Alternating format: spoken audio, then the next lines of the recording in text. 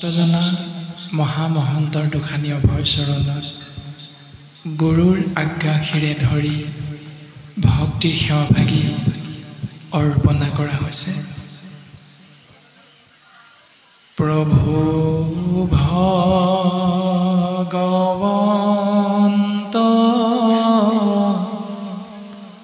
অনন্ত ঈশ্বৰ প্ৰপন্ন জন তাৰণ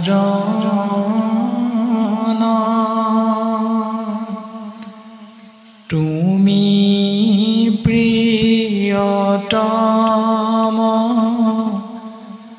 পৰম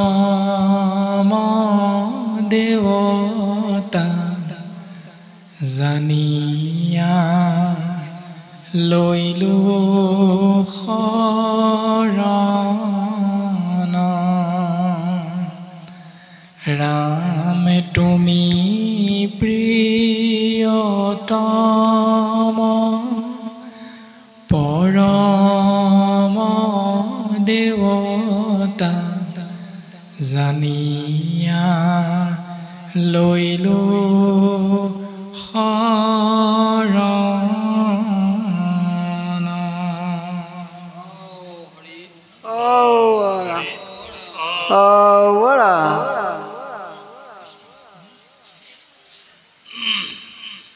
ৰাম শংকৰে খে গুৰু মোৰ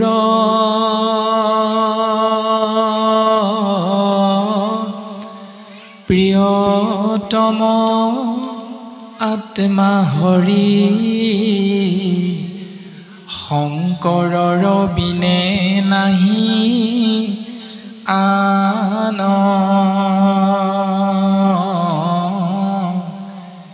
ইহকালে পৰকালে শংকৰে খে গুৰু মোৰ শংকৰ কস্মৰি যাওক প্ৰাণ। ৰাম শংকৰ কস্মৰি যাওক প্ৰাণ।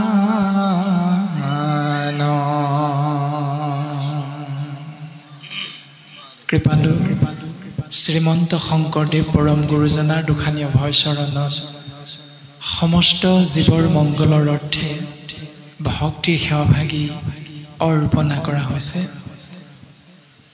জয় গুৰু শংকৰ মাধৱ ৰাম ৰাম ৰাম ৰাম ৰাম ৰাম কৃষ্ণ।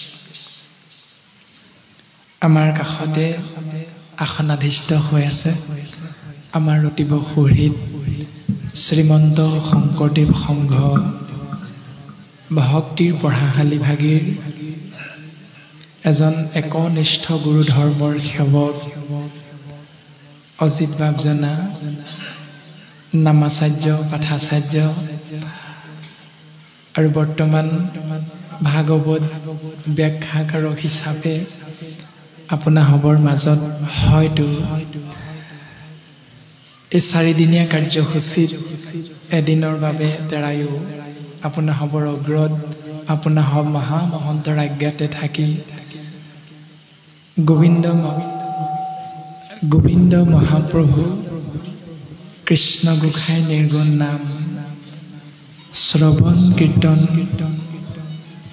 মহাভক্তিৰ মাধ্যমেৰে আপোনাসৱৰ চৰণ কমলত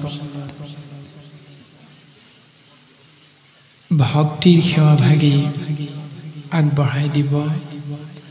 কিন্তু আজি আমি তেৰাক ফোন যোগে যোগাযোগ কৰা হৈছিল আৰু আজিয়ে নহয় আজি 4 দিনমানৰ আগতে বাপৰ লগত ফোনত যোগাযোগ হৈছিল আৰু বাপক আমি কোৱা হৈছিল যে আমি গৈ যদি নিৰ্দিষ্ট স্থানত উপস্থিত হওঁতে অকণমান সময় পলম হয় তেতিয়াহ'লে আপুনি অকণমান আগবঢ়াই দিব আৰু লগতে